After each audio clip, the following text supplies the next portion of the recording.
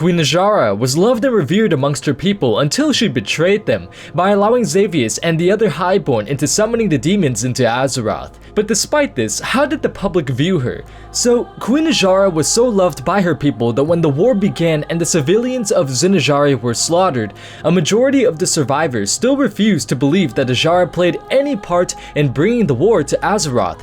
When Ravencrest and the Kaldrai nobles and military officers were discussing the issue of the war, almost every single person in the room refused to even take in the possibility that Azshara may have had something to do with the Legion's arrival. Only Malfurion, Illidan, Krasus, and Ronan saw that they were pretty much, batshit crazy for ruling out that possibility, but they let the other soldiers and nobles and military officers believe what they wanted to believe because, at the end of the day, an invasion of Zinajari would still ultimately be an invasion of Zinajari. Once they are all there to the footsteps of Azshara's temple, all of the Kaldrai would see the truth of the Queen's betrayal. What's interesting to also note is that when Malfurion was taken to Blackrook Hold and interrogated by Latosius, with spells which infiltrated his mind and allowed the wizard knowledge into Malfurion's thoughts, they find out that Malfurion believes the Queen to be one of those who are responsible for allowing the demon's entry into Azeroth. But at this, Latosius and the other nobles become infuriated, panicked, and instantly reject the idea. Malfurion notes this and finds it extremely odd that they would become so disturbed at what he, who at this time was pretty much a nobody in the officer's eyes, would think. Instead, all of the nobles came to the conclusion that it is not Azshara who allowed the Legion access into Azeroth, but Xavius and the Highborn who were the ones that were responsible, to which they aren't completely wrong. Xavius and his sorcerers were the ones powering the portal, but Azshara was also the one who was really looking forward to Sargeras' arrival, so she was definitely not clean either. So she was so loved amongst her people that even the Kaldrai who fought the demons still loved her, and in their eyes they fought for her. But what did the more powerful Highborn minds think of her? Captain Verathan loved serving her. There was no greater pleasure that he would have than seeing his queen be happy. Also, pretty much like 99% of the Night Elven males, he wanted her. He really wanted her.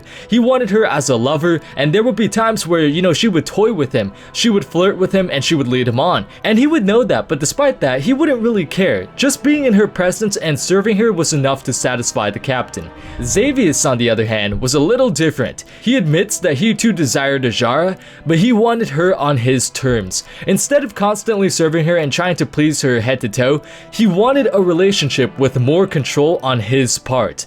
I couldn't find the exact quote in the novels, but I remember him saying something about when Sargeras would come to their world when he would arrive on Azeroth, he would ask Sargeras to make Azshara his consort, something along the lines of that. But this probably wouldn't have worked out well, even if the Highborn and the Legion won the war, seeing as to how Azshara had her eyes set on Sargeras and not Xavius. Also, when Illidan traveled to Zinajari and was given his new gifts by Sargeras, such as his tattoos and new vision, Azshara came to him and started admiring his new transformation and features. At one point, she was incredibly close to Illidan and she suddenly offered the hint of having sex with him, although it's not sure if she was being serious or it was just another one of her games. But even Illidan, who knew what she had done and who still wanted to save Azeroth and feign an allegiance to the Burning Legion, found that it was pretty much impossible to not find it tempting or to not want her closer to him. Even Tyrande, who was held captive in Zinajari, found it nearly impossible to resist the desire to bow before Azshara when the queen came down to the prison holdings to inspect Tyrande.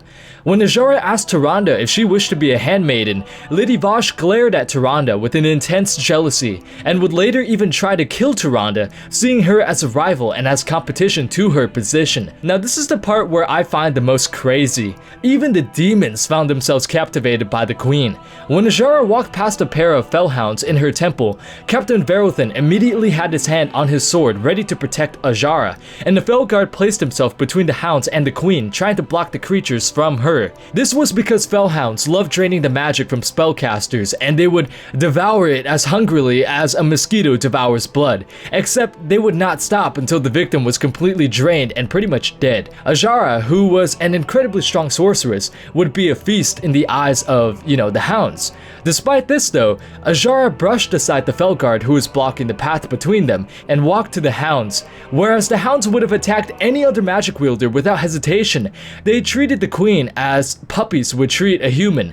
They licked her hand and pretty much obeyed her commands. At one point, a pack of Felguard and Fellhounds blocked the passageway and refused to let her pass because they had orders from Manaroth to not allow anybody entrance into the passageway. As a result of this, Azshara ordered her own group of Felguard, which had been with her since the beginning of the war, to attack their own comrades. Feeling the undesirable urge to serve their queen, her demon bodyguards slaughtered their allies without even the slightest bit of hesitation. And these are just a few of the many examples of how the public viewed Queen Azshara. She was truly a person to which the people would revere to the point of blind devotion.